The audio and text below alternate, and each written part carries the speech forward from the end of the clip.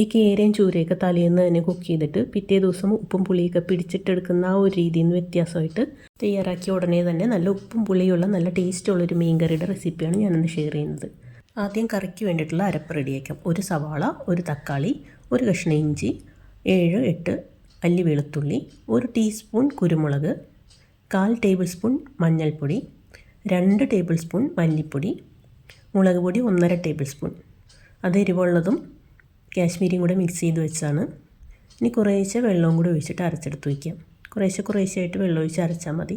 സവാളയും തക്കാളിയൊക്കെ അരഞ്ഞു വരുമ്പോൾ വെള്ളം കാണും. അതുകൊണ്ട് കുറേശ്ശെ വെള്ളം ഒഴിച്ചിട്ട് നന്നായിട്ട് അരച്ചെടുത്താൽ മതി.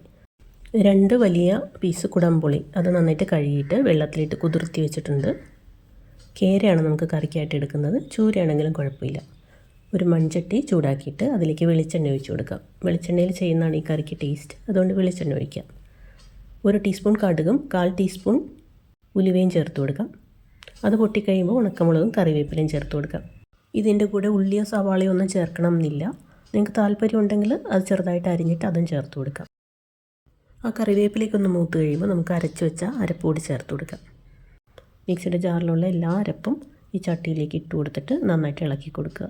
ഇനി ഈ അരപ്പ് നന്നായിട്ട് ഇളക്കി ആ അരപ്പൊന്ന് മൊരിയിച്ചെടുക്കുക. അതിൻ്റെ പച്ച ചൊവയൊക്കെ മാറണം. തക്കാളിയുടെ സവാളയുടെയൊക്കെ ആ ഒരു പച്ച ടേസ്റ്റൊക്കെ മാറിക്കഴിയുമ്പോൾ നമുക്ക് 1 ടേബിൾ സ്പൂൺ ഉപ്പ് ചേർത്ത് കൊടുക്കാം. ഞാൻ കല്ലുപ്പാണ് ചേർക്കുന്നത്. ഈ അളവിൽ ചെയ്യുവാണെങ്കിൽ നമുക്ക് അത്യാവശ്യം നല്ല ഉപ്പും പുളിയൊക്കെ ഉള്ള നല്ല ടേസ്റ്റുള്ളൊരു മീൻ കറിയായിരിക്കും. ഇപ്പോൾ അരപ്പ് അത്യാവശ്യം നന്നായിട്ട് വറ്റി എണ്ണയൊക്കെ തെളിയാൻ തുടങ്ങിയിട്ടുണ്ട്. അതിലേക്ക് ആ കുതിർത്തി വെച്ച കുടംപുളി ഒഴിച്ചു കൊടുക്കാം. നമുക്ക് കിട്ടുന്ന പുളിയുടെ ആ ഒരു ക്വാളിറ്റി അനുസരിച്ച് പുളിയുടെ ആ ഒരു ടേസ്റ്റിന് വ്യത്യാസം ഉണ്ടാവും. ഇനി ചെറിയ കഷ്ണം പുളിയാണെങ്കിൽ ഒരു 3-4 കഷ്ണം വരെയൊക്കെ ചേർത്ത് കൊടുക്കാം, അതിൻ്റെ പുളിക്കനുസരിച്ച്. ഇത്രയും ചെയ്തതിന് ശേഷമാണ് ഞാൻ വെള്ളം ചേർക്കുന്നത്. 2.5 കപ്പ് വെള്ളമാണ് ഒഴിച്ചു കൊടുക്കുന്നത്. അപ്പോൾ ഞാൻ മിക്സിയുടെ ജാറ് കഴുകിയിട്ട് ആ വെള്ളം അങ്ങ് ഒഴിച്ചു കൊടുക്കുകയാണ്. നന്നായിട്ട് ഇളക്കി കൊടുക്കാം. ഇനി ഒന്ന് തിളച്ച് വരട്ടെ. ഈ അരപ്പിൽ വെള്ളം ഒഴിച്ച് കഴിഞ്ഞാൽ പിന്നെ കുറച്ച് സമയം അടി ചേർത്ത് നന്നായിട്ടൊന്ന് ഇളക്കി കൊടുക്കണം. അടിക്ക് പിടിക്കരുത്. ഇനി മീൻകറിക്ക് അധികം പുളി വേണ്ടാന്നുള്ള ആളുകൾക്ക് ഈ സമയത്ത് 1 കഷ്ണം പുളി ഇതിൽ നിന്ന് മാറ്റാവുന്നതാണ്.